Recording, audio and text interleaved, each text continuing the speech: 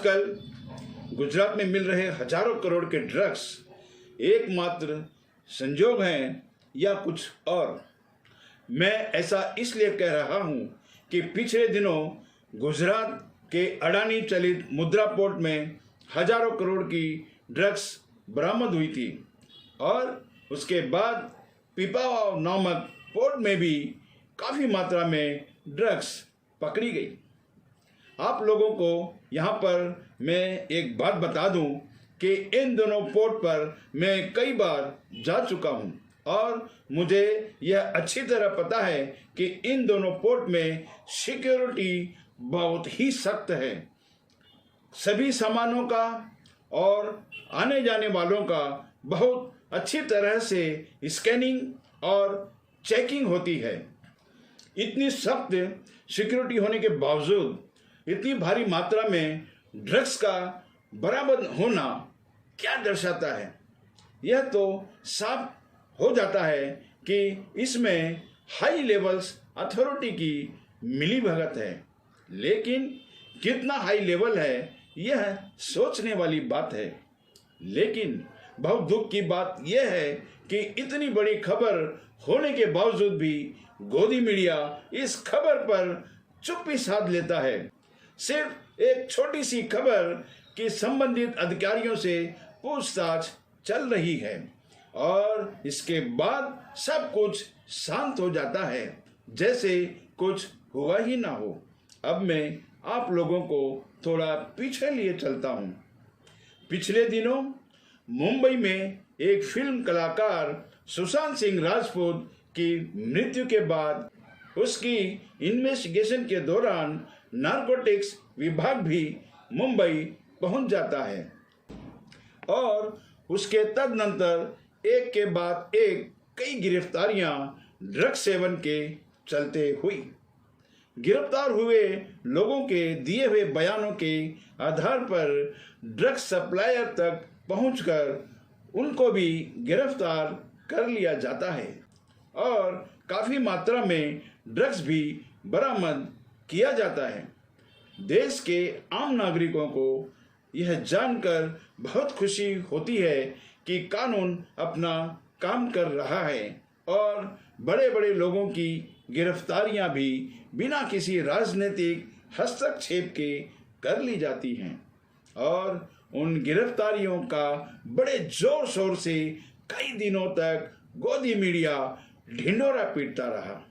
मैं किसी भी ड्रग सेवन का विरोध करता हूँ, लेकिन गोदी मीडिया की मौका परस्ती और जी हुजूरी वाले रवैये के सख्त खिलाफ हूँ, क्योंकि कोई भी घटना जब होती है तो सारी मीडिया की नैतिक जिम्मेदारी होती है कि उसको सही तरीके से फॉलो अप करके देश की आम जनता तक उसके बारे में अपडेट पहुंचानी चाहिए। लेकिन वह इस मामले में अपना फर्ज नहीं निभाती है। हर खबर के बारे में जानकारी का अपडेट होना आम जनता का अधिकार है। मुंबई हो या गुजरात, वहां पर जब्त की गई ड्रग्स का क्या हुआ? क्योंकि जब कोई भी काला धन या गोल्ड या अवैध संपत्ति वगैरह जब्त की जाती है तो उसको सरकारी खजाने में शामिल कर लिया जाता है। ड्रग्स के साथ क्या होता है? जब्त किए हुए ड्रग्स को नष्ट किया जाता है या उसको सरकारी निगरानी में कहीं पर सुरक्षित रखा जाता है और इससे संबंधित आरोपियों का क्या हश्र होता है? इन सब बातों का अपडेट गोदी मीडिया को देना चाहिए।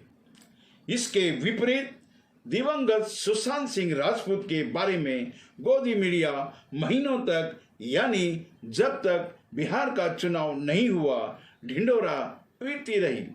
इस केस की इन्वेस्टिगेशन शुरू तो इसलिए हुई थी कि महाराष्ट्र सरकार पर उनकी मनगढ़ंत कमियों का आरोप लगाकर उनको अस्थिर किया जाए, लेकिन उसमें उन लोगों को कामयाबी नहीं मिली।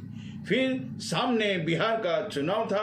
सुशांत सिंह राजपूत के बिहार से होने के कारण इस केस के द्वारा बिहार के चुनाव में फायदा उठाने की कोशिश की गई। इन सब से यह साबित होता है कि जब सरकार को जिस खबर से फायदा पहुंचता है उसको तो गोदी मीडिया ढिंडोरा पीटती रहती है, और जिस खबर से सरकार का नुकसान होते हुए दिखता है उस पर गोदी मीडिया चुप्पी साध लेता है, चाहे वह खबर कितनी ही महत्वपूर्ण क्यों ना हो। ऐसा क्या लालच है जो सरकार की महिमा मंडन करने में वह सारे आदर्शों और मापदंडों को ताक पर रखकर उनकी धज्जियां उड़ा देती है। अभी हाल ही में दिल्ली के शाहीन बाग में जब कथित अवैध निर्माण को गिराने के लिए बुलडोजर पहुंचते हैं उस वक्त अंजना ओम कश्यप बुलडोजर पर खड़ी नजर आई। होना तो यह चाहिए था कि उनको बुलडोजर के सामने खड़े होकर जनता की आवाज बनते हुए उसका रास्ता रोकना चाहिए था।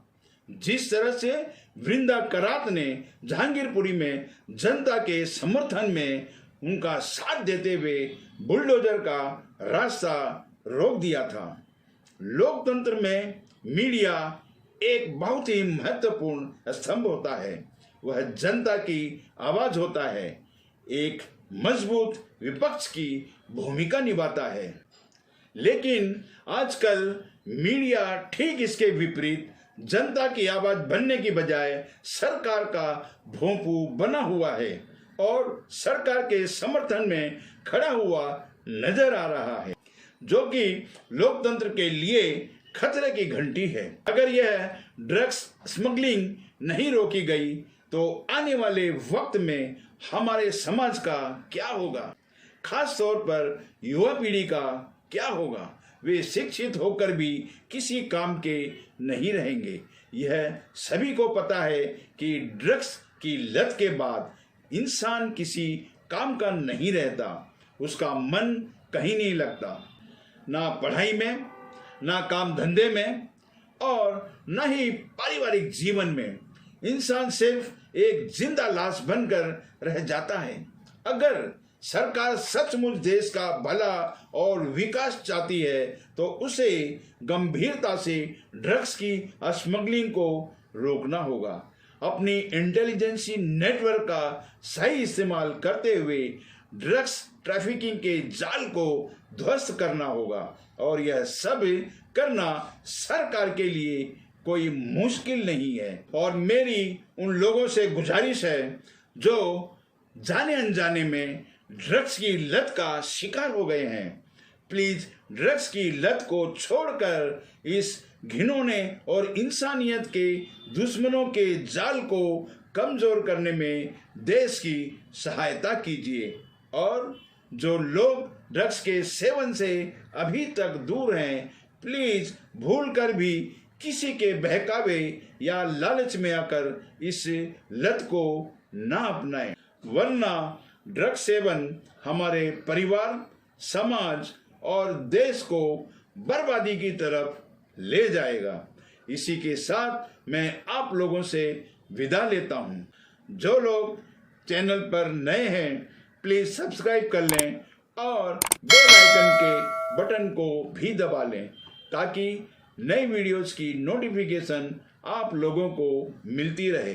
अगर किसी को मेरा यह वीडियो पसंद आया है तो प्लीज़ लाइक, कमेंट और शेयर करना ना भूलें। जय हिंद।